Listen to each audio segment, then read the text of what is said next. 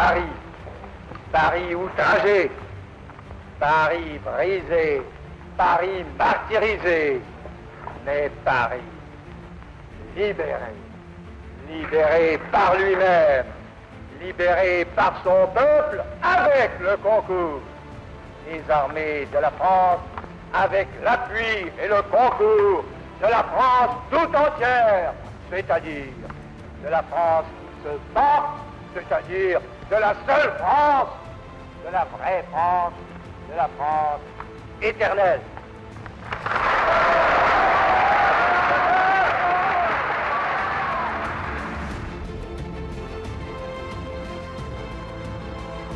Una de las naciones que más aconteceres ha dado a la historia mundial es sin duda la nación de Francia. Desde Carlomagno, Juana de Arco, Luis XIV y el imponente Napoleón Bonaparte, desde el Renacimiento carolingio hasta la Revolución Francesa y el Mayo francés, Francia ha sido uno de los pueblos más influyentes y poderosos. Y en su siglo XX se abre un hombre de especial contorno, que va a liderar la resistencia contra la ocupación nacionalsocialista alemana durante la Segunda Guerra Mundial, que será uno de los fundadores de la Quinta República Francesa, existente hasta nuestros días, y luego de un periodo de caos volverá al poder para gobernarla con mano fuerte por casi una década. Un hombre extraordinario con una vida extraordinaria en una nación más que extraordinaria. Acompáñanos a conocer esta historia. Les habla Reinaldo José Carrillo Vilches, esto es La Nueva Enciclopedia, y para quienes no lo sepan les recuerdo que ahora tenemos La Nueva Enciclopedia en inglés y La Nueva Enciclopedia en portugués. Nos pueden dar un gran apoyo metiéndose en ambas plataformas que pueden conseguir debajo, suscribiéndose en ambos canales, dándole me gusta a los videos, dejando sus comentarios y viendo el material que tiene mucho potencial. Sin más nada que agregar, empecemos con el video de hoy. Charles André Joseph Marie de Gaulle nace un 22 de noviembre de 1890 en la ciudad de Lille, al norte de Francia, siendo el tercero de 5 hijos de Henry de Gaulle. Su padre era un descendiente de la histórica nobleza francesa caída en desgracia durante la famosa Revolución Francesa, y su madre, Jeanne Malliot, era descendiente de una familia burguesa provinciana dedicada a la industria textil. De Gaulle pasará la mayor parte de su juventud en París, creciendo bajo el seno de una familia católica tradicional y trabajadora, valores que a su vez serán reforzados en colegios católicos, donde también labora su padre como profesor de literatura, de latín y de historia. Desde temprana edad, Charles de Gaulle se caracteriza por ser de carácter enérgico, inteligente y con una vocación por las lecturas de poesía, de filosofía y de historia. A dicha pasión también se le sumaría la escritura, llegando a escribir poesía, cuentos e historias de diversa índole, mostrando desde joven una perspicaz imaginación. Entre sus creaciones literarias de su adolescencia, salta a la vista una sobre un joven Charles de Gaulle comandando a Francia hacia una aplastante victoria contra Alemania. Y esta creación literaria no era casualidad, sino que respondía al contexto social y político en el que crece nuestro protagonista, el periodo denominado como la Tercera República Francesa, la cual surge tras la humillante derrota de Francia ante Alemania en la Guerra Franco-Prusiana de 1871. Pero ¿cómo se llega a esta llamada Tercera República Francesa? La nación francesa tiene sus orígenes remotos en el proceso de unificación que las tribus celtas, galas y germanas emprendieron durante la Edad Media. Este proceso llega a su apogeo con la dinastía merovingias, carolingias y carpetas entre los siglos V y XIV, cuando conforman el llamado Reino Franco. Simultáneamente se forman las históricas clases sociales, la realeza, la nobleza, el clero y el pueblo llano, que serán gobernadas por la figura del rey cuando Luis XIV de Borbón instaura en el siglo XVI el llamado absolutismo monárquico. El absolutismo se instaura en respuesta, entre otras cosas, al proceso protestante que vivía Europa desde hace par de siglos, que va a generar distintas contradicciones y problemas. Este proceso generalmente desemboca en la famosa Revolución Francesa de 1789, de la cual tenemos un video en el canal que le recomendamos. Con esta revolución, Francia abandona la monarquía y proclama su primera república en 1792. Pero tras la Revolución Francesa procede más de una década de violencia, caos y guerra civil, y frente a esto en 1804, Napoleón Bonaparte se proclama emperador del primer imperio francés, disolviendo aquella primera república.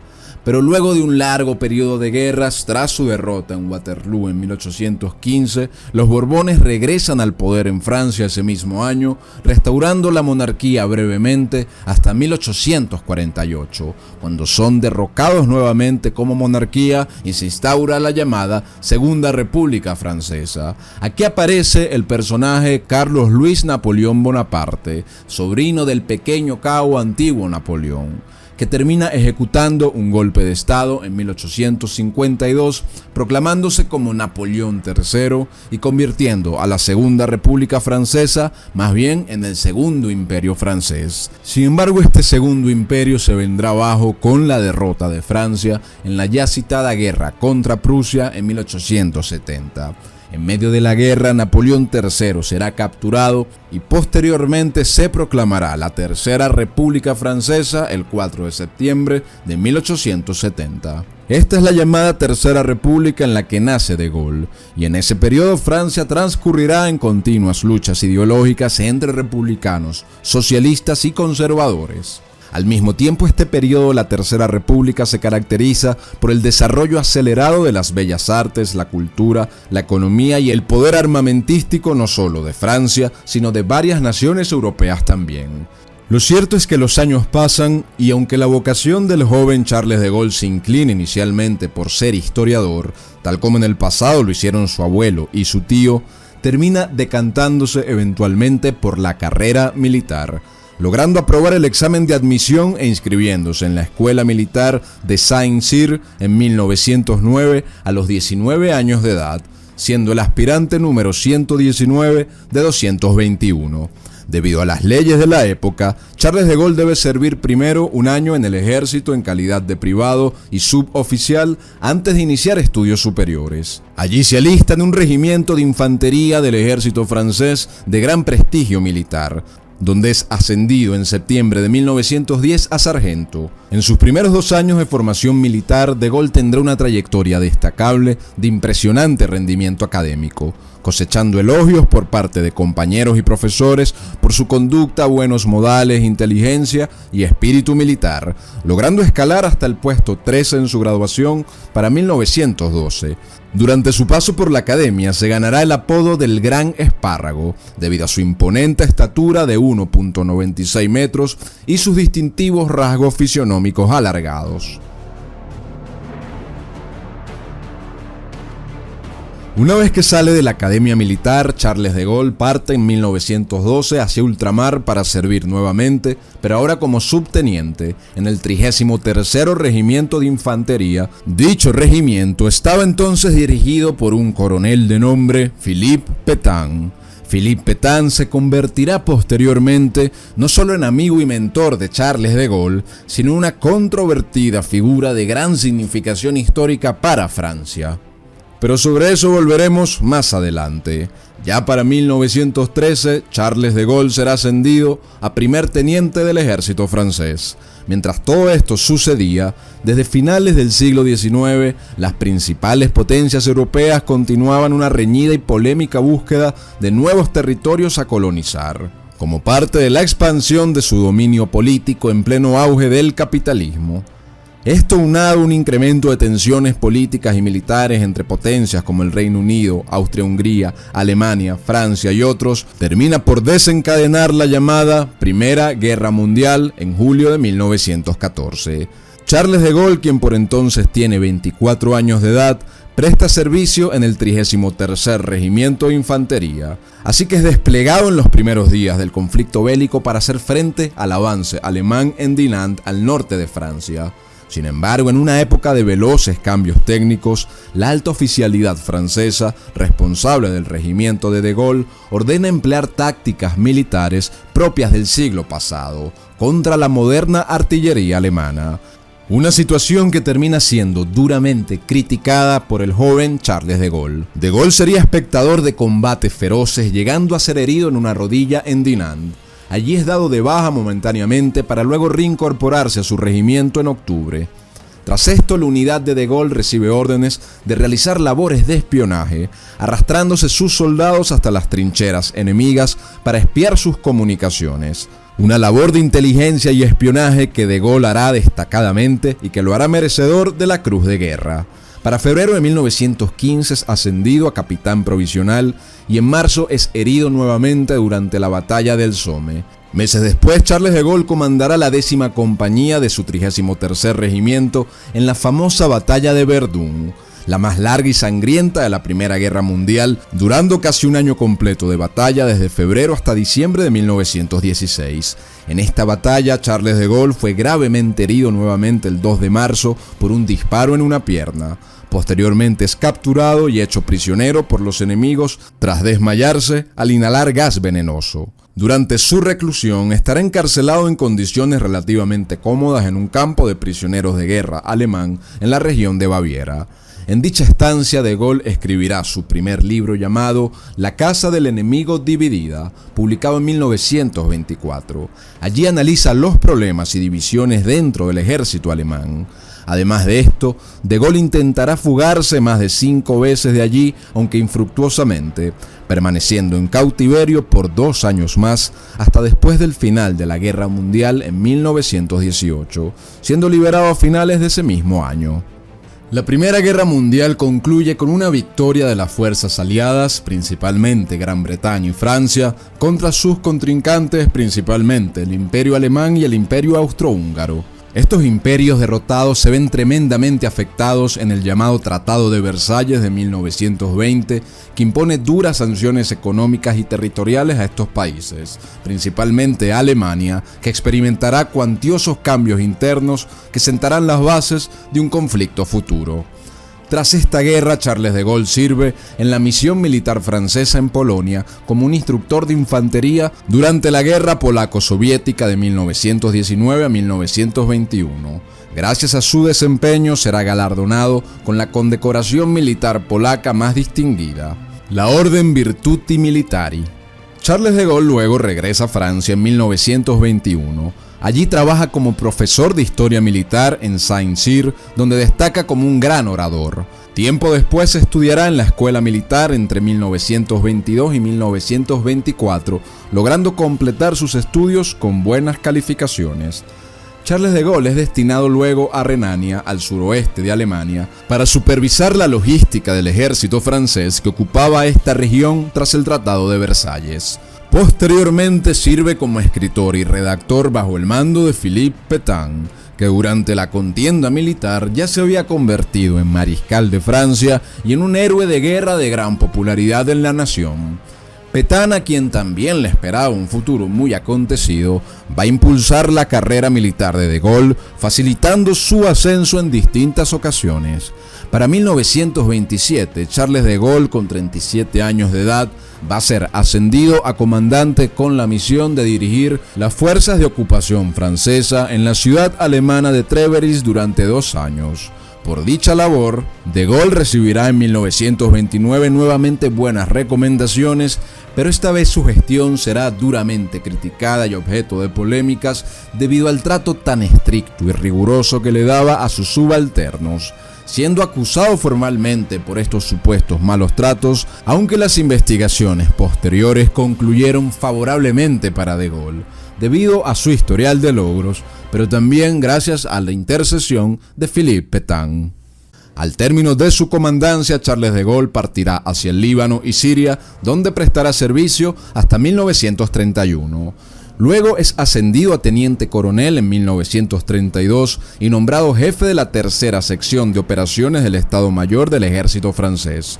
El paso por dicha institución durará 6 años para De Gaulle, hasta 1938, dándole amplia experiencia sobre los manejos relacionados a la planificación militar entre el ejército y el gobierno, cuestión que será clave para De Gaulle y para Francia en los próximos años. En adición a todo esto, durante los años 30, Charles de Gaulle desarrolla su pensamiento militar, haciendo especial hincapié en la necesidad de dar mayor importancia a los carros de combate, a la guerra mecanizada y a las maniobras en el campo de batalla para librar futuras guerras. Dichas ideas se expondrán en su libro titulado Hacia un ejército profesional de 1934. Ideas que serán contrarias al pensamiento de la mayor parte de la alta oficialidad francesa, que continuaba defendiendo un enfoque más conservador basado en la guerra de posiciones o de trincheras.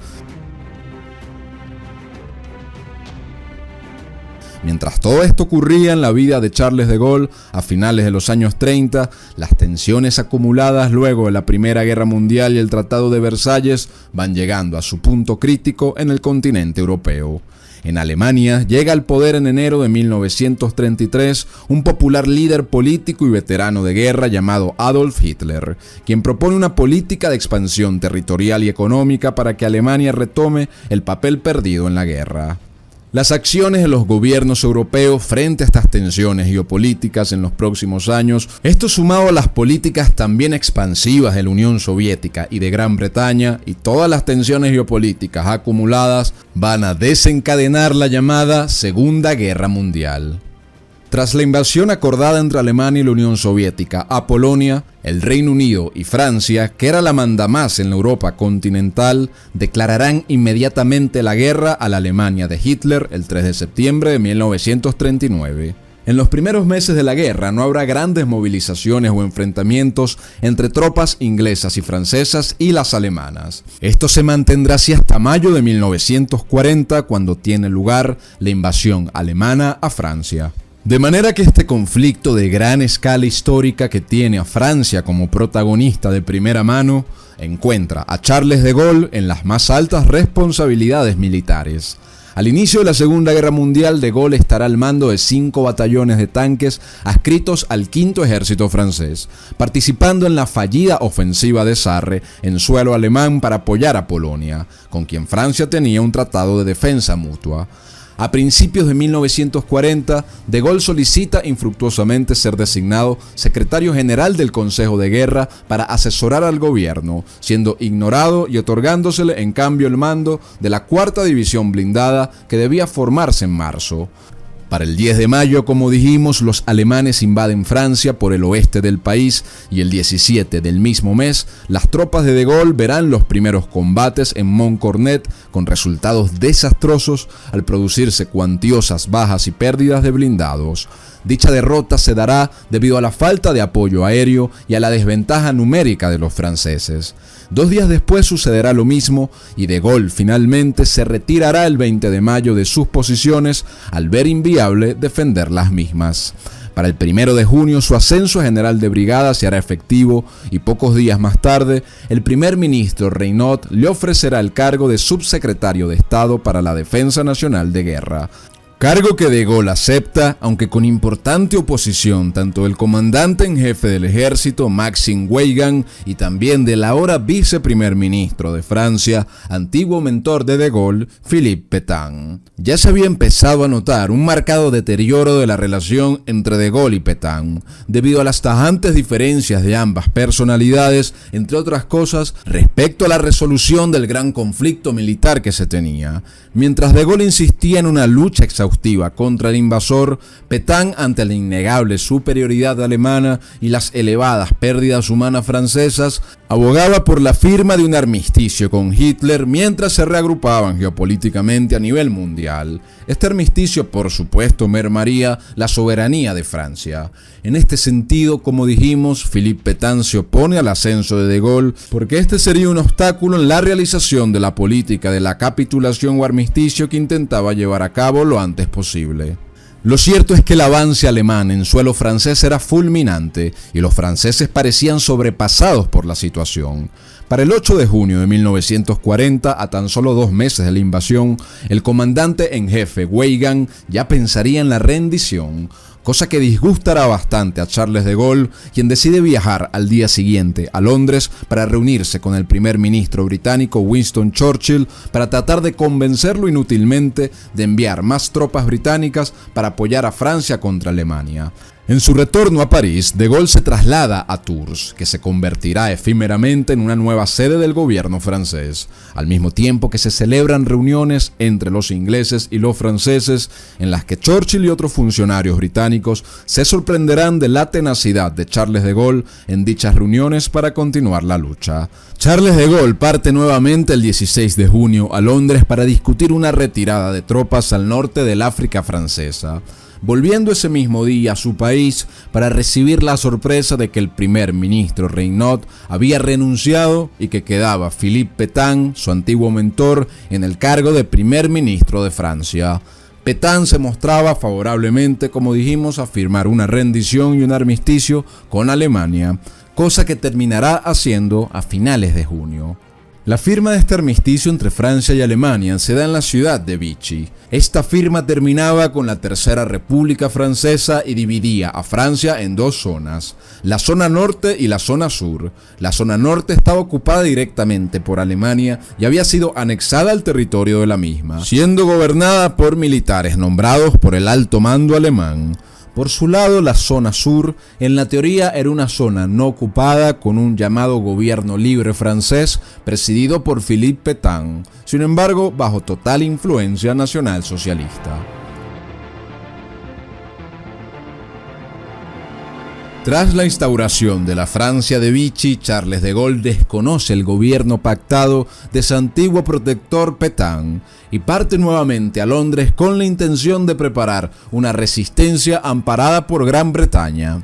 Así, el 18 de junio los británicos le ofrecen la oportunidad de dirigirse a sus compatriotas en Francia a través de la radio, ocasión que aprovecha para invitar a los franceses a resistir la ocupación alemana, además de rechazar el régimen de Pétain por considerarlo ilegítimo. Charles de Gaulle es reconocido el 28 de junio por Gran Bretaña como líder del llamado Gobierno de la Francia Libre, el nombre oficial con el que se conoció al gobierno de la resistencia francesa en el exilio. Dicho gobierno contaba con una fuerza de combate considerable creada a partir de las posesiones coloniales francesas y de los diversos grupos armados en el país. Ya para 1943, Charles de Gaulle traslada la sede del gobierno de la Francia Libre a Argelia, apoyando a los aliados en las campañas de Italia y Túnez en contra de las potencias del eje. Para 1944, Roosevelt y Churchill planifican el desembarco de Normandía sin contar en un principio con Charles de Gaulle. No obstante, una vez ejecutado el desembarco en junio de ese año, de Gaulle se trasladará brevemente a Vallauux en Normandía para proclamarla como nueva capital de la Francia Libre, y en agosto se realizará la Operación Dragón, con la que se va a invadir el sureste de Francia, que estaba en ese entonces controlado por los alemanes. El avance aliado llegará hasta París y luego de la insistencia de Charles de Gaulle al general estadounidense Dwight Eisenhower para liberar la ciudad, logran conseguirlo el 25 de agosto tras 6 días de lucha, con lo cual Charles de Gaulle entrará triunfal a París el 26 de agosto, siendo reconocido como el nuevo líder de Francia por sus logros en la guerra y por haber representado el polo opuesto a la Francia pactada con los alemanes, estableciendo en consecuencia un nuevo gobierno provisional para continuar con los esfuerzos de guerra en el frente occidental, atender la precaria situación interna de Francia y establecer purgas mediante leyes en contra de los franceses que habían sido colaboracionistas con Alemania durante la ocupación. Desde que se consolidaba la alianza de las potencias anglosajonas con la Unión Soviética, los aliados habían avanzado hacia la derrota de Alemania. La rendición alemana se termina dando así el 7 de mayo y el fin de la Segunda Guerra Mundial tras la rendición de Japón el 2 de septiembre de 1945. Francia no solo terminará ocupando parte de Alemania, sino que también tendrá un lugar prominente en el nuevo orden internacional que se creaba a partir de la guerra, participando en la fundación de las Naciones Unidas y obteniendo un lugar permanente nada menos que en el Consejo de Seguridad de dicha organización, que es la instancia de mayor poder decisorio. En adición a esto, durante estos meses el gobierno provisional de Francia, encabezado por Charles de Gaulle, va a cimentar el nuevo modelo político y económico que va a llevar a la llamada recuperación francesa posterior a la guerra. Un modelo con una importante participación de la empresa nacional y extranjera, pero también con una significativa participación del Estado. Bajo estas bases posguerra, este modelo va a llevar a Francia a un crecimiento económico conocido como los 30 gloriosos años de 1945 a 1975, que presenciaron un significativo aumento del valor del dinero de los franceses y la creación de un valorado estado de bienestar social. En ese mismo año, 1945, también se convocan elecciones para conformar un nuevo parlamento que además se va a encargar de redactar la constitución de lo que será llamada la Cuarta República Francesa. Sin embargo, en este escenario, en este dilema, Charles de Gaulle, sobre la base de su estudio de la historia francesa, apoyaba un sistema presidencialista más que parlamentario. Esto, sumado a las discrepancias con otros factores políticos, la falta de apoyo y una creciente inestabilidad, llevarán a que Charles de Gaulle decida renunciar al gobierno provisional de Francia en enero de 1946. La nueva constitución se aprobaba haciéndose efectiva en diciembre de 1946, con una tendencia distinta al pensamiento de Charles de Gaulle, en la que el parlamentarismo como forma de gobierno predominaba, naciendo de ello lo que fue llamado la efímera Cuarta República Francesa, que solo va a durar 12 años.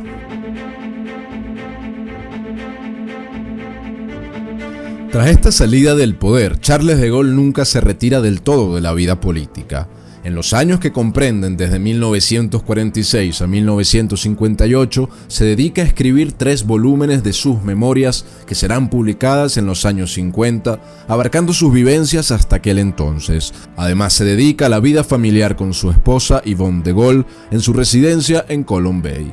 Durante este tiempo también va a intentar volver a la política con la creación de un partido político llamado la Agrupación del Pueblo Francés, o RPF por sus siglas en francés, con el que logra hacerse con el 40% de los votos en las elecciones de 1951.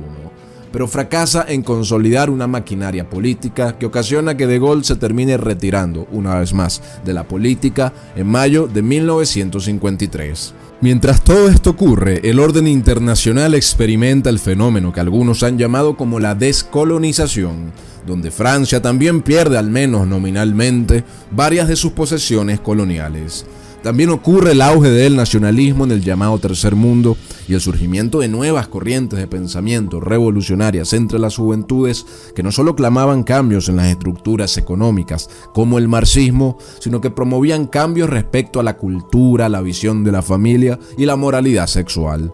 Internamente en Francia, durante la llamada Cuarta República, desde la renuncia de Charles de Gaulle en 1946 y la aprobación de la nueva constitución parlamentarista, la misma va a experimentar una acentuada inestabilidad política, llegando a tener en 12 años de convulsa existencia al menos 24 primeros ministros. El sistema parlamentarista conllevaba una continua deliberación, negociación y continuos cambios de gobierno en una sociedad francesa que no terminaba de unificarse. Ello sumado al descontento creciente en importantes sectores de la sociedad y en el seno de la alta oficialidad de las Fuerzas Armadas, las cuales perciben una notoria incapacidad del gobierno para reforzar la lucha contrainsurgente llevada a cabo contra los nacionalistas en la colonia norafricana de Argelia.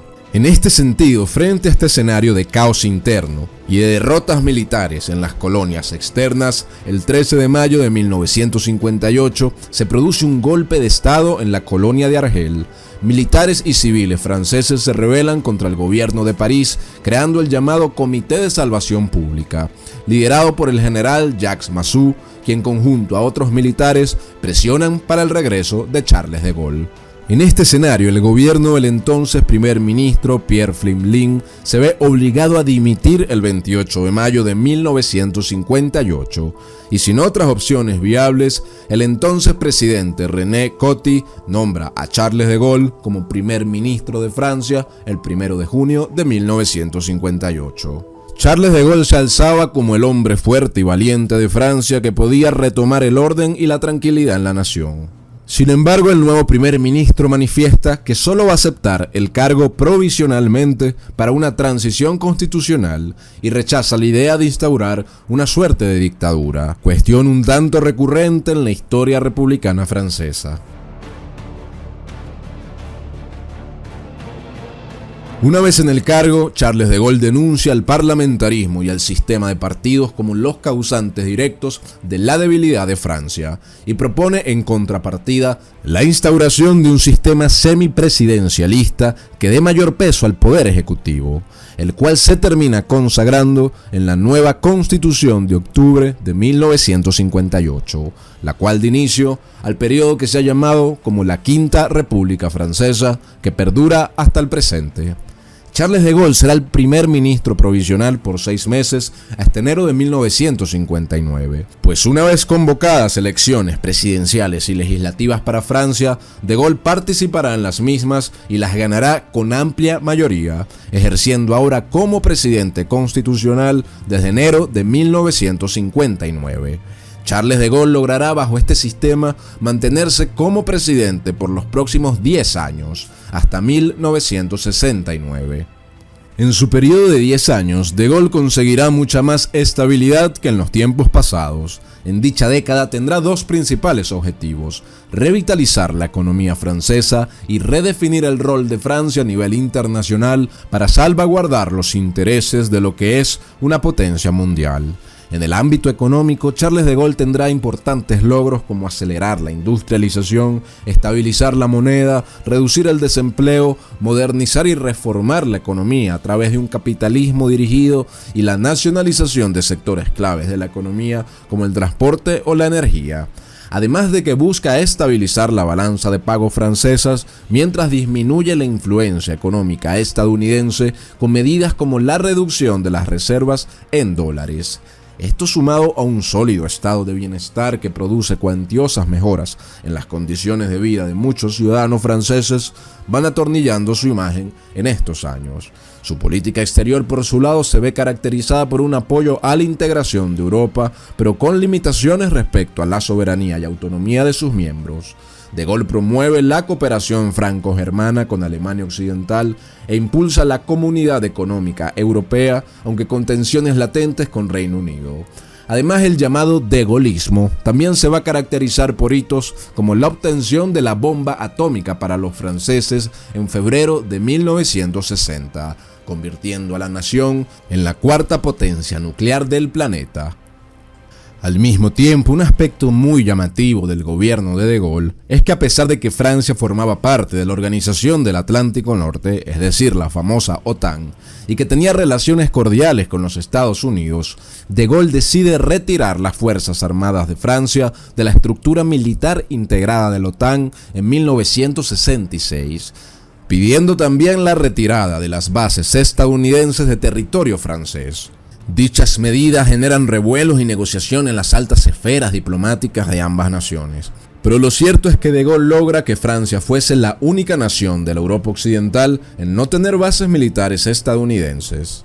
Cuestión que además suma a una oposición expresa a la participación de Estados Unidos en la guerra de Vietnam.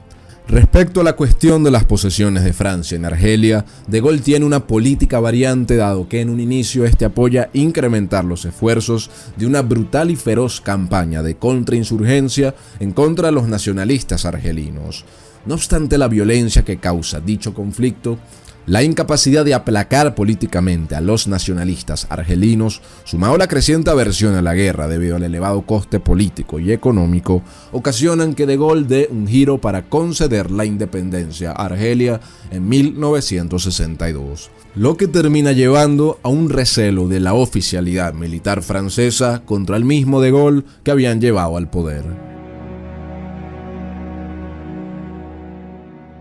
Al mismo tiempo, su imagen a nivel internacional es criticada por su mano dura en Argelia y a veces en Francia, mientras que en la Francia degaulista, de una tendencia más conservadora y católica, se va a ver sobresaltada en mayo de 1968 por una serie de protestas revolucionarias vinculadas a las izquierdas políticas, contra el capitalismo, las instituciones francesas, contra el llamado imperialismo colonial francés, escalando a huelgas y conflictos callejeros entre manifestantes y policías. Dichas protestas, que serán llamadas como el afamado Mayo francés para la historia, dejarán una impronta mundial muy influyente.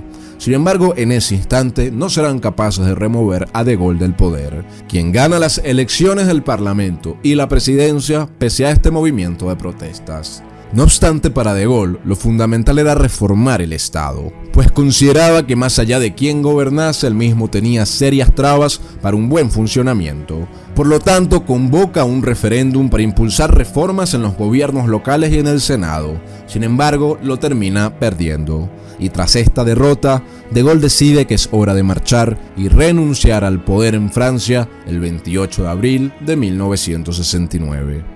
Tras su renuncia, De Gaulle, ya con 78 años de vida, se retira a su finca ubicada a 310 kilómetros de París, viviendo una vida apacible con su esposa Yvonne, dedicándose a terminar sus memorias y logrando publicar un tomo que se volverá un bestseller rápidamente a nivel nacional, pero sin lograr culminar la obra completa, puesto que el 9 de noviembre de 1970, un Charles de Gaulle de 79 años, héroe de la guerra y primer mandatario de Francia, va a morir de una aneurisma mientras veía televisión. Millones de franceses lloran la muerte de quien tal vez sea el hombre de Estado más importante de Francia del siglo XX. Su sepelio recibe la atención de todo el mundo y su legado sigue siendo recordado en Francia hasta el presente. Ya sea que se escucha a sus más acérrimos defensores o detractores, De Gaulle será caracterizado en las maneras más dispares y contrarias.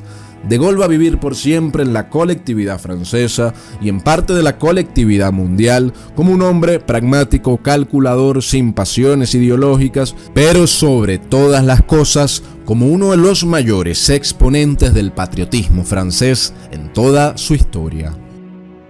Muchas gracias a todos por haber visto este video, espero que les haya gustado y les recuerdo que abajo pueden conseguir la nueva enciclopedia en inglés y la nueva enciclopedia en portugués. Denle me gusta a todos los videos de esos canales, compártanlo con sus conocidos, vean el material que de verdad vale la pena y bueno, suscríbanse a ambas plataformas. Muchas gracias a todos y que Dios los bendiga.